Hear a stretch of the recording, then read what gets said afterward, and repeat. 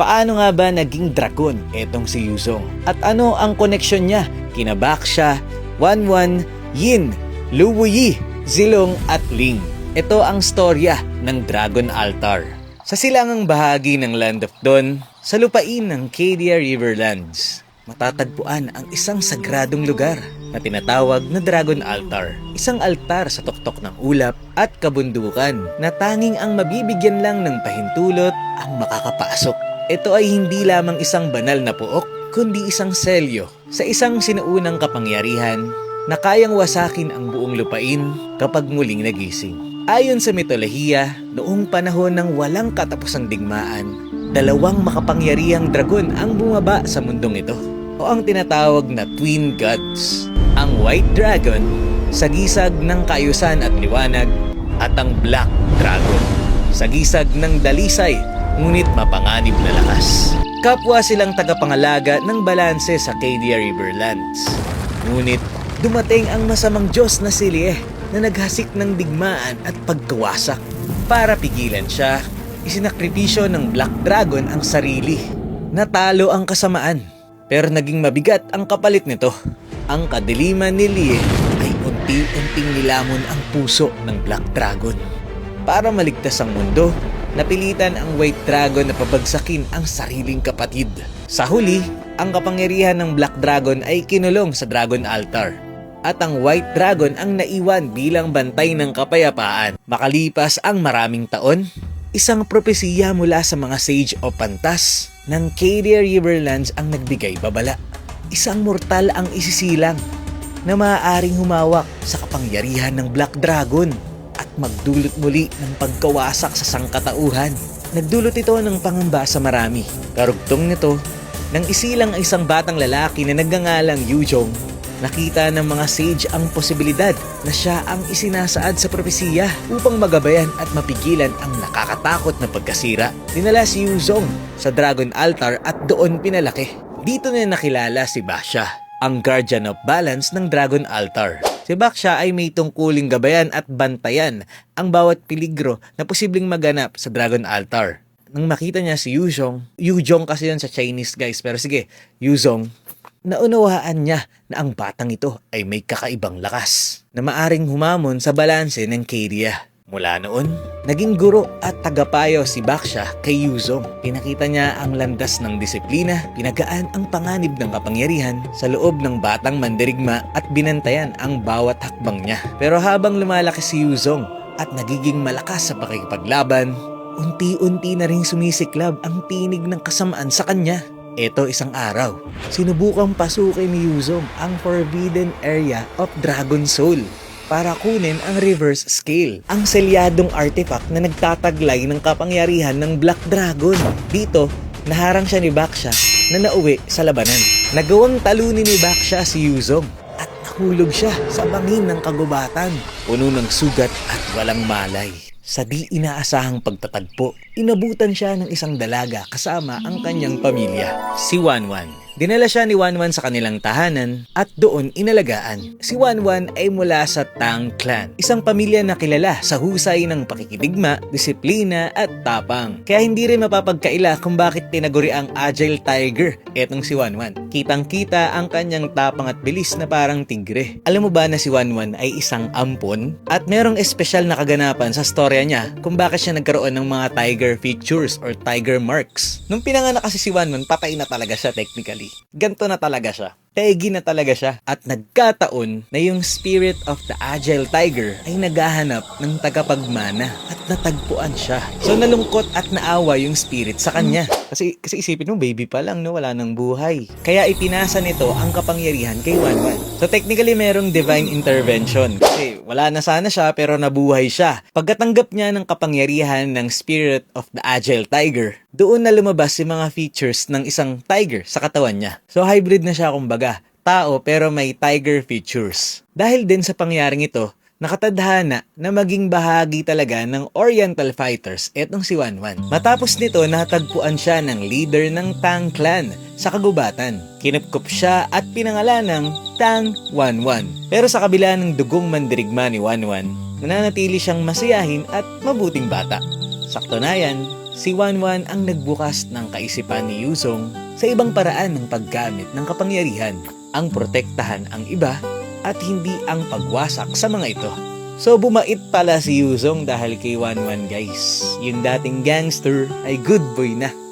Tuluyan ang gumaling si Yuzong at kaakibat nito ang pagpapatuloy ng kanyang paglalakbay na kilalanin ang sariling lakas. Bilang pasalamat at tanda ng pagkakaibigan nila ni Wanwan, binigyan niya ito ng isang dragon orb na naglalaman ng primordial spirit ni Yuzong. Ang primordial spirit na ito ang tumutukoy sa core ni Yuzong. Take note ha, hindi lang ito kapiraso ng pagkatao ni Yuzong. Ito ang diwang tao niya na bitbit ang puso niya.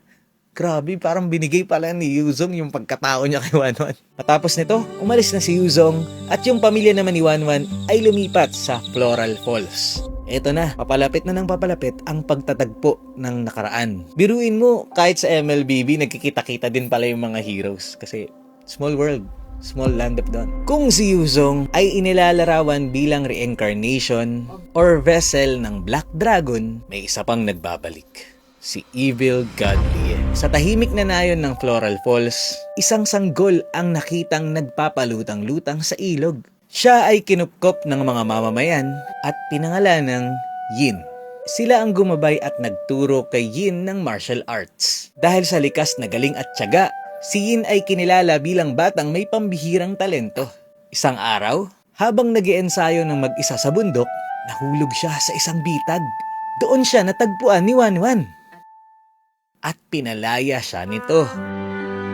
Ang daming naliligtas ni Wanwan, no? Tapos laging ninenerf lang ni Munton. Naging malapit silang magkaibigan at ginugol ang oras sa pagsasanay, paglalaro at pag-uusap tungkol sa mundo. Sa ML dati, ang relationship nila ay partners. In short, magjowa talaga sila. Pero ngayon binago na ni ML, hindi ko alam kung bakit. So, close friends na lang sila. Boy best friend na lang, no? Na friend zone. Kala mo kayo na? Kung matatandaan nyo, nung mga panahong nagpapagaling si Yuzong kina Wanwan, pinakilala niya si Yin at nirekomenda para maturuan ni Yuzong. Dahil malimit na ring marinig ang pangalan ni Yin dahil sa galing niya, nakita rin talaga ni Yuzong ang potensyal niya. Prodigy kumbaga. Dito siya naging mentor ni Yin. Nabanggit ko na rin to sa storya ng Forsaken Light guys. So kung hindi nyo pa napapanood, nandun yun sa nakarang upload ko. So backstory lang ulit, habang nagliliwaliw si Yin, isang kakaibang enerhiya ang dumaloy sa kanya. Sinaniban siya ng evil god na si Lie. Ang uri ng god na walang pisikal na katawan, kaya't kailangan niya ng tao para maging host. Makalipas ang taon ng paglalakbay ni Yuzong, nahanap niya si Luoyi, ang yin-yang geomancer mula sa Zuwan. Siya lang ang tanging nakakaintindi sa konsepto ng yin and yang at kaya ding manipulahin ang enerhiya nito. Kaya din makita ni Luoyi ang daloy ng hinaharap. Magpahula na kayo sa mga Luoyi Ming. Si Luoyi ay isang ulila. Bata pa lang, ay bakas na sa kanya ang kahiwagaan. Nang malaman ito, sinanay at ginabayan siya ng Great Sorcerers of Zuwan. Siya na rin ang naging tagapagmana ng kaalaman at kapangyarihan nito. Nadiskubre din na si Luoyi ay nagmula sa lahi ng Ancient Cadians. Isang makapangyarihang sibilisasyon na umiral bago pa ang kasalukuyang pangkat sa Land of Dawn. Naniniwala sila sa paghasa ng Ki upang palakasin ang katawan at isipan. Ilan sa mga hero na galing din sa mga Ancient Cadians ay sina Ling, Wanwan at Silong. Hindi tulad ni na Silong at Ling na nakatuon sa pampisikal na disiplina, si Luoyi ay nag-aral ng mga teksto at pinagpabawal na teknik. Sinubukan niyang baguhin ang balance sa mundo sa sarili niyang kagustuhan. Kaya ayun, pinalaya siya sa Cadia Riverlands. Sinadya ni Yuzong na hanapin siya sa mga liblib na lugar. Tinuruan siya ni Luoyi ng mga lihim ng yin and yang na tumulong kung paano makukuha ang kapangyarihan ng Black Dragon. Matapos ang kanilang pagsasanay, naghanda muli si Yuzong kasama si Luoyi para lumusob sa Dragon Altar at kunin ang reverse scale. Inuulit ka, review lang tayo, yung reverse scale ay yung artifact na naglalaman ng kapangyarihan ng Black Dragon. Pagdating nila sa Dragon Altar, sinalubong sila ng Oriental Fighters.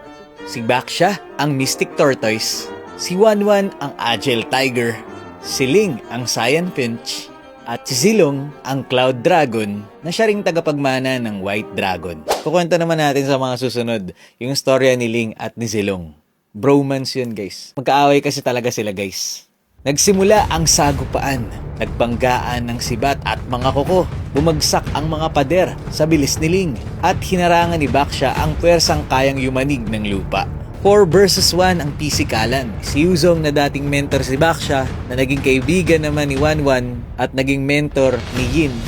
Kalaban na nila si Yuzong ngayon. Habang dinidistract ni Yuzong ang Oriental Fighters, sinimulang ilabas ni Lu Wuyi ang kapangyarihan niya. Binago niya ang daloy ng enerhiya sa Dragon Altar na nagbukas ng daan at mag-activate ang reverse scale. Ginawa ng Oriental Fighters ang lahat ng makakaya nila. Pero dahil nagulo nga yung daloy ng enerhiya, naapektuhan din yung mga kapangyarihan nila. Sa pagkakataong ito, nagtagumpay si Yuzong na mapasa kamay ang reverse scale.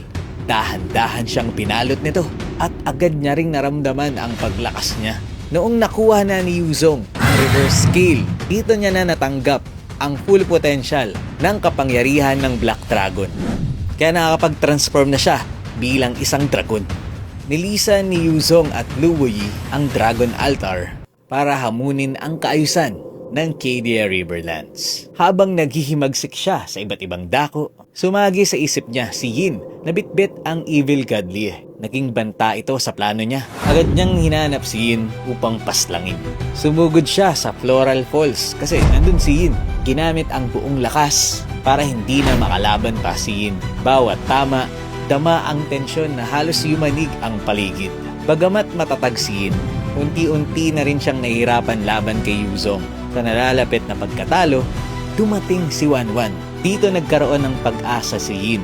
Lakas loob na kinausap ni Wanwan si Yuzong at ipinaliwanag na kayang harapin ni Yin ang Evil Godly. Si Yuzong na pinapahalagahan pa rin yung nakaraang pagsasama o pagkakaibigan nila ni Wanwan ay pinakinggan naman siya. Kaya sa halip na tapusin ang laban at paslangin si Yin, siya ang nagsabing hanapin ni Yin si Melissa. Sa tingin nyo ba guys, masamang karakter etong si Yuzong? Knowing na ang gusto niya daw ay magkaroon ng balance na mundo, pero gusto niyang maging sobrang lakas kaya gusto niyang makuha yung reverse scale at makontrol din yung kapangyarihan ni Evil Godly. Tapos yung konsepto pa niya ng pagkakaroon ng balancing mundo ay dapat masira muna ito. Kaya siya nagpapalakas. Ang gulo ng buhay na itong si Yuzong. Ikaw, anong masasabi mo tungkol dito? Yun lang muna for this video. Maraming salamat sa panonood and to God be the glory.